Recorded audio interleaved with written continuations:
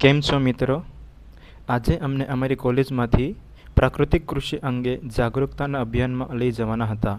તો સવારે નાસ્તો કર્યા બાદ અમે ફટાફટ બસમાં બેસીને ગામે જવા નીકળ્યા. સૌપ્રથમ અમે વરણામાં ગામે પહોંચ્યા હતા.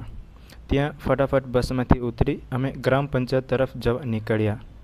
થોડી વારમાં અમે ગ્રામ પંચાયત પહોંચ્યા અને ત્યાંના લોકોની મુલાકાત લીધી અને ત્યારબાદ પછી જય જવાન જય કિસાનના નારા સાથે અમે ત્યાં રેલી કાઢી.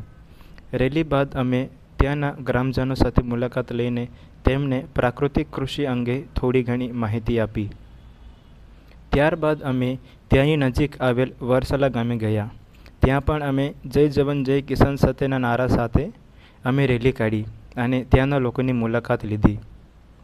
ત્યારબાદ અમે ત્યાંથી તેની નજીક આવેલ ઈટોલા ગામે જવા નીકળ્યા.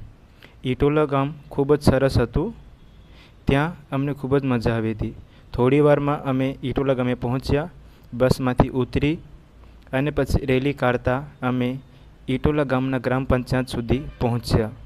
ત્યાં અમે લોકોને પ્રાકૃતિક કૃષિ અંગે થોડી ઘણી માહિતી આપી. ત્યારબાદ અમે ત્યાંથી જમવા માટે જવાના હતા. બપોરના 12:30 થવા આવ્યા હતા એટલે બધાને ખૂબ જ ભૂખ લાગી હતી. એટલે અમે ત્યાંથી નજીક આવેલ અલમગીર નામના ગામે ત્યાં એક મંદિર હતું, ત્યાં અમે જમવા જવાના હતા.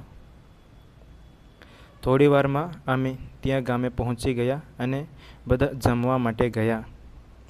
અમને ત્યાં ખૂબ જ સરસ જમવાનું આપ્યું હતું. અમે બધાએ સરસ રીતે જમીને થોડી વાર આરામ કર્યા બાદ ત્યાંથી અમે નારાયણ સરોવર જોવા માટે ગયા.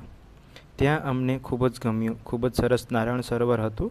ત્યાં અમે ખૂબ જ હર્યા ફર્યા અને ત્યાં પછી અમે ત્યાંના ગ્રામજનોની મુલાકાત લઈને ત્યાં પણ અમે પ્રાકૃતિક કૃષિ અંગે માહિતી આપી અને ત્યાં પણ અમે જય જવાન જય કિસાનના નારા સાથે અમે રેલી કાઢી. ત્યારબાદ અમે ચાપડ ગ્રામ પંચાયતની મુલાકાત લીધી.